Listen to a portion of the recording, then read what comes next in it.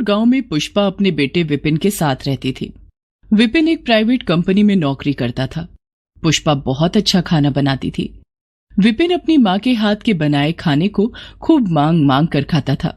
माँ, थोड़े छोले और दो ना, बहुत टेस्टी बने हैं। हाँ बेटा, ये लो। पुष्पा को खाना बनाने और खाना खिलाने का बहुत शौक था। वो रोज विपिन को अलग अलग तरह का खाना बनाकर खिलाती थी। बेटा, मैं कब तक खाना बनाती रहूंगी? अब तू शादी कर ले, घर में बहू आ जाएगी तो मुझे थोड़ा आराम मिलेगा। क्या माँ, तुम्हारे हाथ के खाने में जो स्वाद है ना, वो किसी और के हाथ के खाने में है ही नहीं। पुष्पा एक अच्छी सी लड़की देखकर विपिन की शादी करा देती है। विपिन की पत्नी रेखा देखने में तो बहुत सुंदर थी, लेकिन उसे खाना बनाना नहीं आता था। बहू, आज तुम्हें पहली बार रसोई घर में जाना है। आज खीर पूरी बना लेना, रेखा डरते हुए बताती है। माँ जी, मुझे खाना बनाना नहीं आता। क्या? खाना बनाना नहीं आता? कोई बात नहीं बहू, मैं तुम्हें खाना बनाना सिखा दूंगी। उस दिन से पुष्पा अपनी बहू रेखा को खाना बनाना सिखाने लगती है। पुष्पा रेखा के साथ रसोई घर में खड़ी रहती है और जैसे जैसे वो रेखा को बताती, रेखा उसी तरह खाना बनाती। धीरे धीरे रेखा ने खाना बनाना सीख लिया। माँ, क्या बात है, आज तुमने लौकी के कोफ्ते बहुत अच्छे बनाए हैं। ये मैंने नहीं, रेखा ने बनाए हैं। अच्छा, तो तुमने अपनी बहू को भी अपने जैसा खाना बनाना सिखा दिया। विपिन की बात सुनकर सब हंसने लगते हैं। सब कुछ ठीक चल रहा था कि अचानक एक दिन विपिन के ऑफिस से रेखा के पास फोन आता है। हेलो, हाँ, मैं विपिन का बॉस बोल रहा हूँ। विपिन की तबीयत अचानक बहुत खराब हो गई है, उसे अस्पताल में एडमिट कराया गया है। आप लोग जल्दी आ जाइए। रेखा और पुष्पा भागे भागे अस्पताल जाते हैं। विपिन उस वक्त बेहोश था। विपिन काम करते करते ये अचानक कुर्सी से गिर गया और इसे चक्कर आ रहा था। तभी वहां डॉक्टर आ जाता है। काम के ज्यादा दबाव के कारण इनको सर्वाइकल हो गया है ना, कुछ महीनों तक बेड रेस्ट की जरूरत है। ये सुनकर पुष्पा और रेखा परेशान हो जाते हैं। कुछ देर बाद दोनों विपिन को घर ले आते हैं। विपिन को ठीक होने में काफी समय लग जाता है और उस दौरान उसकी नौकरी छूट जाती है। बचाए हुए पैसे खत्म होने लगे और घर की माली हालत बिगड़ने लगी थी। एक दिन, माँ जी, सेविंग के पैसे खत्म होने को हैं। मुझे घर की बहुत चिंता हो रही है। विपिन की दवाइयों का खर्च भी बहुत ज्यादा है। बहू, ये सोचकर मैं भी बहुत परेशान हूं, लेकिन जब तक विपिन ठीक नहीं हो जाता हम कुछ नहीं कर सकते हैं। क्यों माँ जी? घर का खर्चा उठाने की पूरी जिम्मेदारी सिर्फ विपिन की हो, ये जरूरी तो नहीं। हम दोनों भी मिलकर घर का खर्चा उठा सकते हैं। क्या कहना चाहती हो बहू? माँ जी, घर को मैं भी चला सकती हूँ। मैं कुछ काम कर लूंगी। तुम क्या काम करोगी बहू? तभी घर की घंटी बजती है। रेखा दरवाजा खोलती है। सामने उनका पड़ोसी पवन खड़ा था। नमस्ते भाभी जी, आज मुझे ऑफिस में आने से काफी देर हो जाएगा। रात में मेरा टिफिन आता है, क्या आप उसे रिसीव कर लेंगी? मैं उसको फोन करके बोल दूंगा। जी ठीक है। पवन के जाने के बाद, माँ जी, हम दोनों को अच्छा खाना बनाना तो आता ही है और शहर में ऐसे लोग बहुत हैं जो घर से दूर रहकर जॉब या पढ़ाई करते हैं और उन्हें समय पर घर जैसा खाना चाहिए। हम दोनों अपने घर से खाना बनाकर टिफिन व्यापार शुरू कर सकते हैं, जिसका नाम रखेंगे विपिन टिफिन सर्विस। बहू, तुम्हारा ये आइडिया बहुत अच्छा है। हम कल से ही ये काम शुरू कर देंगे। हाँ, आज शाम को मैं बाजार जाकर खाना बनाने का सामान लेकर आऊंगी। रेखा और पुष्पा टिफिन सर्विस शुरू करने की तैयारी में जुट जाती हैं।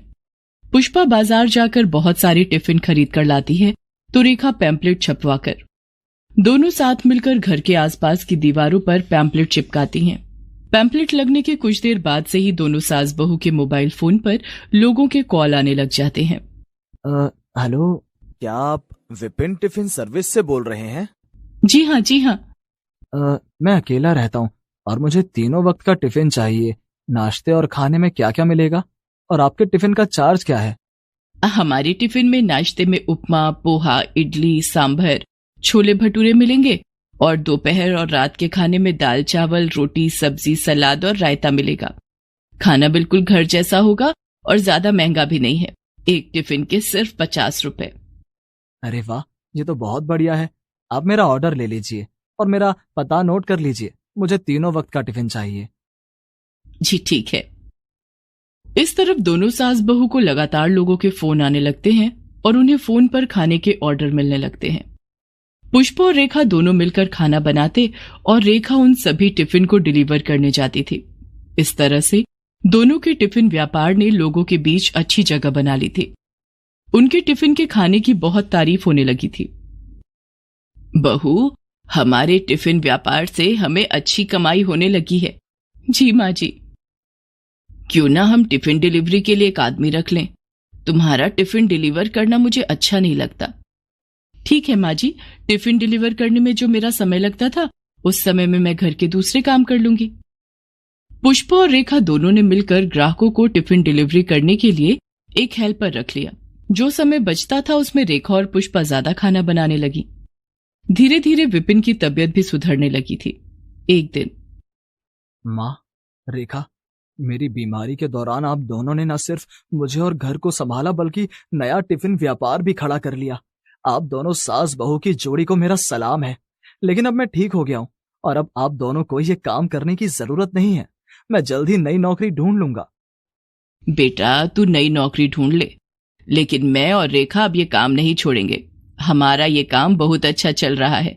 जब हम तीनों मिलकर पैसा कमाएंगे तो हम बहुत अच्छे से जिंदगी गुजार पाएंगे। ठीक है माँ, जैसी आपकी मर्जी। विपिन नई नौकरी की तलाश करने लगता है और उसे जल्द ही नई नौकरी मिल भी जाती है। विपिन के नए ऑफिस में भी कई कर्मचारियों ने विपिन टिफिन सर्विस से खाना मंगाना शुरू कर दिया था। ऑफिस में विपिन के सहकर्मी विपिन के घर से आए खाने की बहुत तारीफ करते थे। अरे विपिन, तुम्हारे घर के टिफिन में तो बिल्कुल माँ के हाथ के खाने जैसा स्वाद है। मैंने इससे पहले टिफिन सर्विस का खाना बहुत खाया है, लेकिन इतना स्वादिष्ट खाना मैंने कभी नहीं खाया। हाँ हाँ, शांतनु सही बोल रहा है। जब मैंने पहली बार तुम्हारे टिफिन सर्विस का खाना खाया तो मुझे ऐसा लगा जैसे मैं घर पर बैठकर माँ के हाथ का खाना खा रहा हूँ। हर तरफ रेखा और पुष्पा के टिफिन व्यापार की चर्चा हो रही थी। यहाँ तक कि दोनों सास बहू को विपिन के ऑफिस में कैंटीन चलाने का कॉन्ट्रैक्ट भी मिल गया। कैंटीन में खाना बनाने और सर्व करने के लिए रेखा और पुष्पा ने और भी कई हेल्पर रख लिए। दोनों सास बहू के टिफिन व्यापार ने उन्हें मालामाल कर दिया था। एक दिन, माँ जी, हमारा काम तो बहुत अच्छा चल रहा है, क्यों ना हम अपना रेस्टोरेंट खोल लें? यहाँ कैंटीन का काम आप देख लेना और रेस्टोरेंट का काम मैं देख लूंगी। बहुत ही बढ़िया ख्याल है बहू। रेखा और पुष्पा ने मिलकर एक रेस्टोरेंट खोल लिया जिसका नाम था सास बहू फैमिली रेस्टोरेंट। लगता है तुम दोनों सास बहू मिलकर मुझे टक्कर देने की सोच रहे हो। टक्कर नहीं दे रहे हैं, बल्कि अब आपको भी हमारे व्यापार में हमारी मदद करनी चाहिए। वो कैसे? तुम कहना क्या चाहती हो? क्या मैं अपनी नौकरी छोड़ दूं?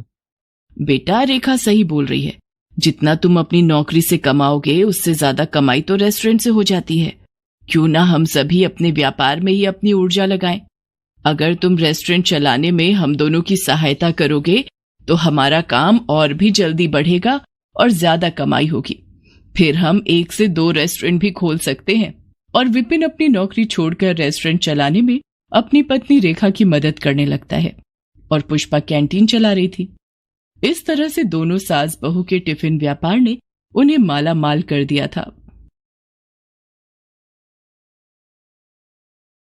पापा की परी।